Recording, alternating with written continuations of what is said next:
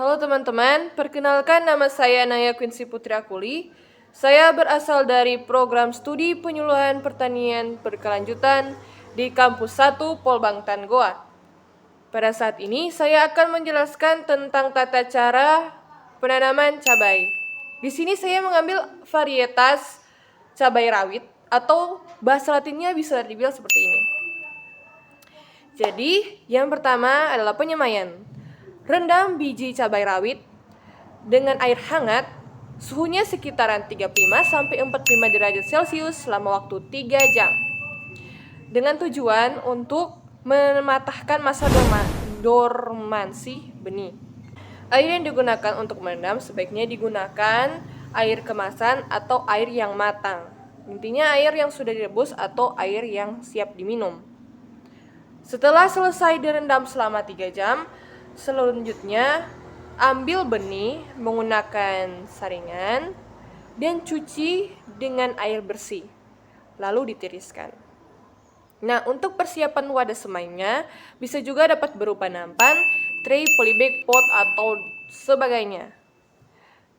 Yang perlu diperhatikan adalah dalam penggunaan wadah semai, bagian dasar wadah semai harus diberi lubang secukupnya untuk kelancaran sirkulasi air.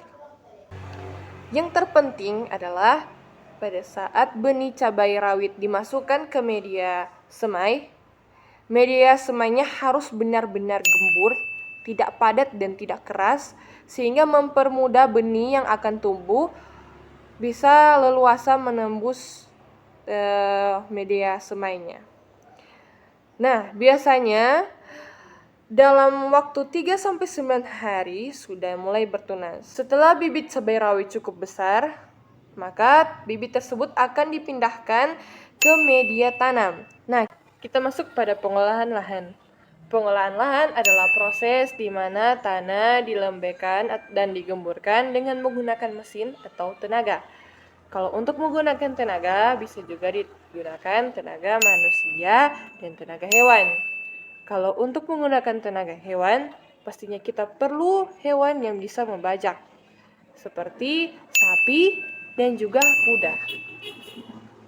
Kalaupun kita menggunakan tenaga manusia, pastinya kita memerlukan alat seperti cangkul. Nah, secara umum, pengolahan lahan itu dibagikan atas 2 proses, yaitu pengolahan lahan primer dan pengolahan lahan sekunder. Pengolahan lahan primer bertujuan untuk membongkar tanah menjadi gumpalan-gumpalan tanah dengan kedalaman 30-50 cm. Dan untuk pengolahan lahan sekunder tujuannya adalah untuk mempersiapkan tanah dengan kondisi yang siap tanam dan juga membunuh gulma. Setelah pengolahan lahan, kita akan masuk pada pembuatan bedengan. Jika bedengan tersebut akan menggunakan mulsa, maka sebaiknya ukuran bedengan tersebut kisaran 1-1,5 meter dengan tinggi 30-40 cm dan jarak antara bedengan 60 cm. Kalau untuk panjang bedengan disesuaikan dengan kondisi lahan. Fungsi parit antar bedengan itu untuk mempermudah dalam penyiangan maupun penyemprotan. Pemasangan mulsa. Tutup bedengan dengan mulsa hitam perak dengan warna perak di bagian atas. Pemasangan mulsa sebaiknya dilakukan pada siang hari agar mudah ditarik dan dikembangkan secara maksimal. Kemudian, buat lubang pada mulsa dan bedengan dengan jarak tanam yang paling baik adalah sekitar 60 cm dan 70 cm antar barisan. Kita masuk pada pemeliharaan. Pemeliharaan dapat berupa pemasangan ajir dengan bila bambu kurang lebih 1 meter dan penyiraman juga pemupukan. Untuk penyiraman itu harus sangat-sangat diperhatikan apalagi pada saat musim kemarau.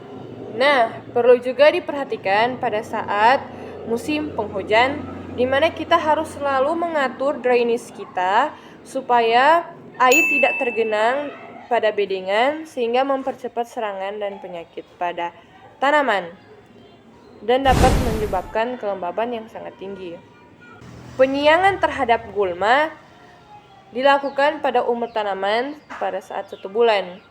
Hal ini bertujuan untuk mengurangi komposisi tanaman dengan gulma dalam mendapatkan unsur hara.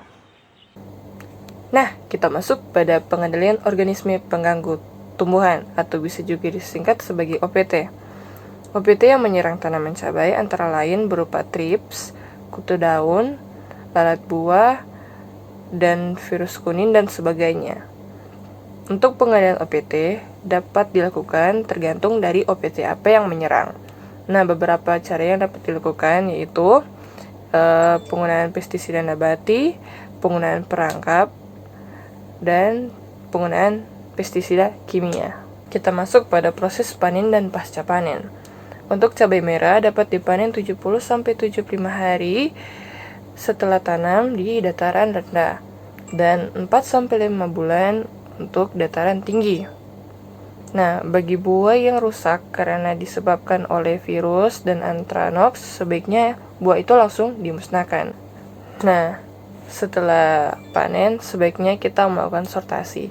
Karena tujuan dari sortasi untuk memisahkan buah mana yang rusak dan buah mana yang baik sehingga bisa dikategorikan dan dimasukkan ke pasar. Sekian video penjelasan dari saya Naya Kensi Putri Akuli. Sudah bagaimana sih?